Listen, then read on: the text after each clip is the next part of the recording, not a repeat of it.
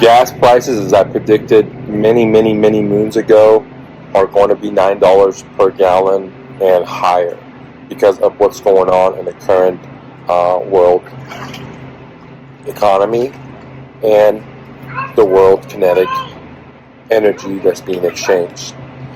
Just recently I did a video for you guys talking about how Russia and Saudi Arabia, the world's two largest oil producers, are reducing the production of oil, and what that translates to us is higher gas prices at home, which is going to hit the $9, plus it's going to translate into higher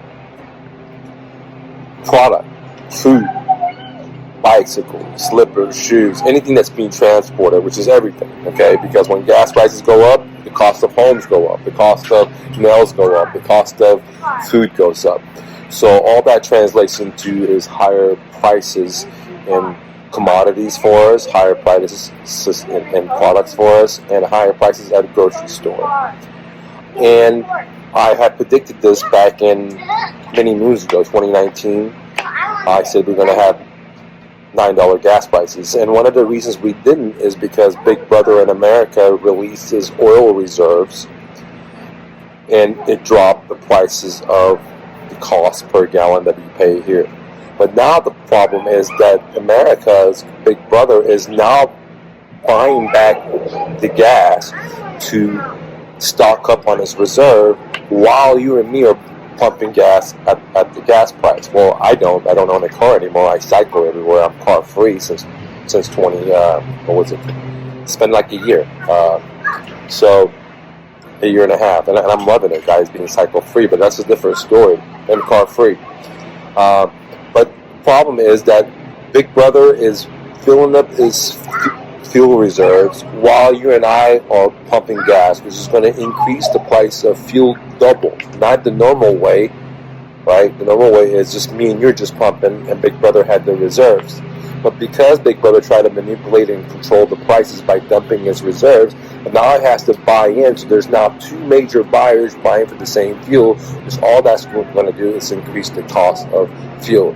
Now if you add in what's going on in the Middle East with Iran and America stealing Iranian gas tankers and selling them over and over, which makes Iran retaliate and seize other people's, products and goods in the Hamas. Then that's going to translate to even, hey baby, be careful, okay? Go down if you want to do that, sweetheart. Okay, I don't want you to fall into the water, sweetie. That's going to translate into even higher gas prices above the $9 that I predicted, because we're going to have squeeze happening in three ways. We have Big Brother buying, we have us buying, the consumers, and we're going to have a tightening of oil supplies coming through the canal over there by Iran, where Iran controls. So all that translates into higher prices, aka inflation. Because normally in a recession or depression, fuel prices, commodities will also get hit. But this time it's the total opposite. Even though we're in an American recession and we're heading to the deepest depression, in my opinion, the cost of fuel is actually doing the inverse of what normally does. Normally it goes down. This time it's rocketing. And this is why I say we're going to have the greatest depression that America's ever seen, because instead of fuel prices going down, they're rocketing up, which is now going to make the cost of everything even rocket up on top of this already rocketing up because of inflation, okay? Because of all the money printing, because of all the wars that we have waged. And because the U.S. is the world reserve currency, all the other countries in the world are facing the same exact problem that we're facing, but they're facing it at the hyperinflation. For example, if you look at Turkey, if you look at so many other countries, second and third world countries they pay higher than we pay because we're the world reserve currency. So when we print and we get a 10% inflation here at home, some other countries are getting 100% inflation, 200% inflation, okay? And we see countries go belly up, okay? Like Sri Lanka and so on and so on. So what's coming here is a lot of pain. What they're not telling you on the media is the total truth of what's going on with the kinetic energy in Europe They're not telling you the truth of what's going on with the fuel. They put a fuel ban where, embargo, and it looks like we're winning, but it's not. We can see the price of rocketing. So that,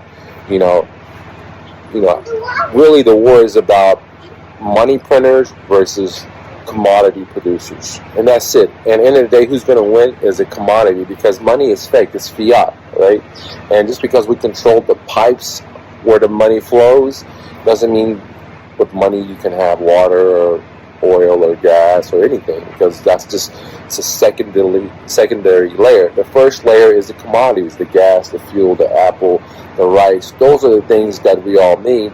We don't need a monetary system. The monetary system, the layer 2, is just a way to make it easier to transact between India and America, Iran and this and that and that, and we forgot that the second layer has no really value, and is only an aid to the first layer, which is the commodities. And the people like China, the producers of stuff, people like Russia, people like Africa are starting to realize that, hey man, these countries, like for example France in Africa, they're this big, their colonizers are sucking our life energy away. They're taking all of our commodities, all of our natural resources. They're living large, like the Hunger Games in station number 1.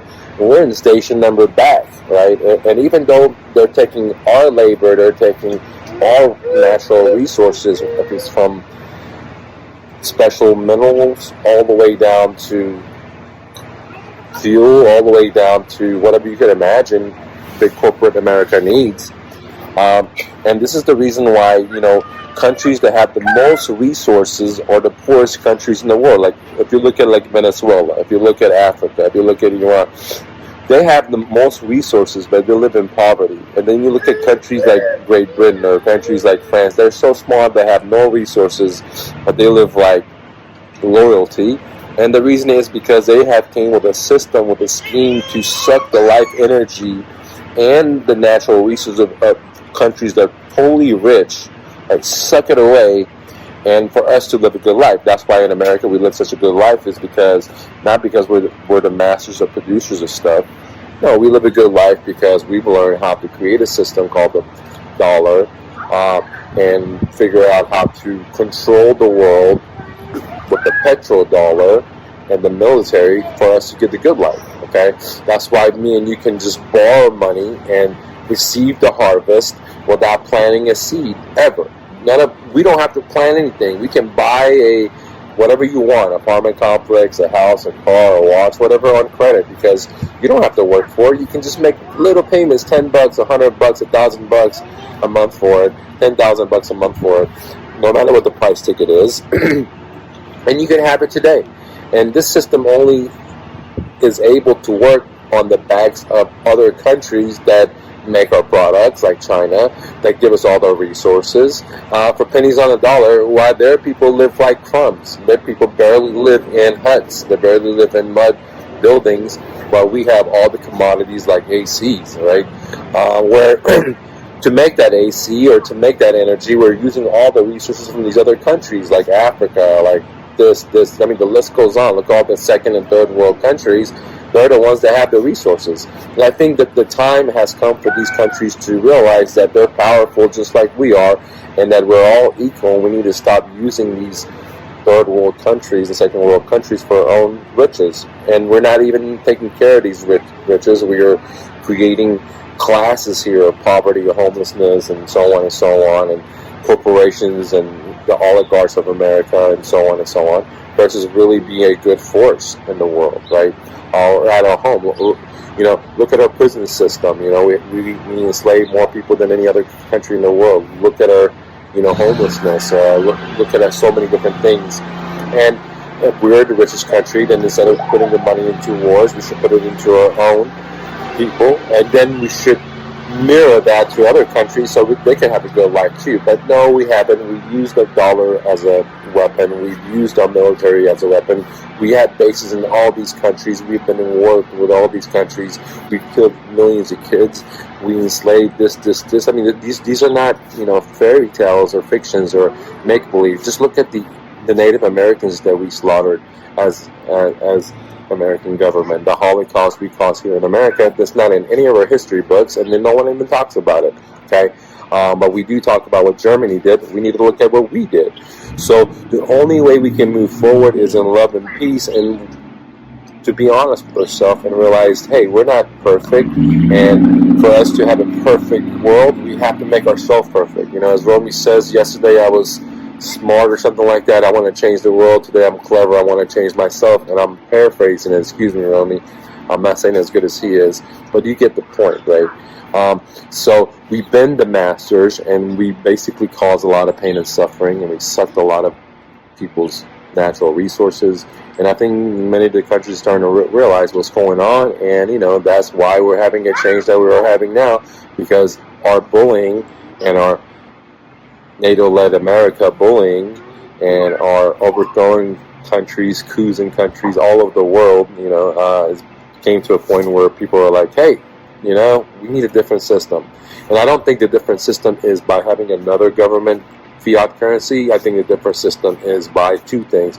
Bitcoin, the people's money, which is decentralized, separated from the government, or something like Bitcoin that's even better, that's decentralized, separate from the state, and or we need, you know, a gold-backed cryptocurrency. A gold-backed cryptocurrency, because that's the people's money.